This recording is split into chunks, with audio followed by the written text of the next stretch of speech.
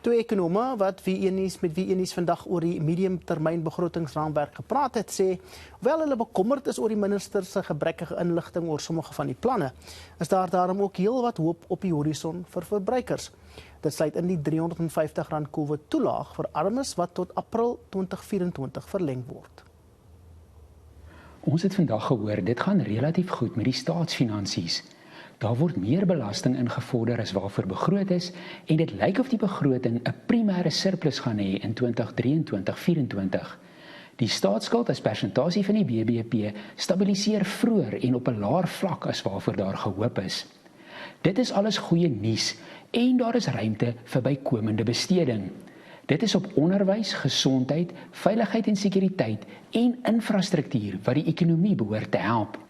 Dit is alles goeie nuus vir die gewone burgers, want dit is nie nodig om owerheidsbesteding drasties te sny of belasting te verhoog nie. Die verlenging van die toelaag sit ook 'n paar rand in die sakke van die mees kwesbare huishoudings. Maar ongelukkig is baie van die risiko's wat baie waarskynlik gaan realiseer nie hier ingebou nie. Die verdere ondersteuning vir Eskom byvoorbeeld, die loonverhogings na hierdie jaar is nie voorbegroot nie en verdere verlengings van die COVID-welvaartstoelaag is na volgende jaar ook nog nie in die spanderingssyfer nie. Met ander woorde, is bemoedigend dat hulle die regte besluite neem. Dis kommerwekkend dat hierdie negatiewe faktore nie ingebou is nie. So wat dit aan die een kant beteken vir Suid-Afrikaners is dat ons 'n bietjie minder hoef bekommerd te wees oor die besluite wat die regering neem.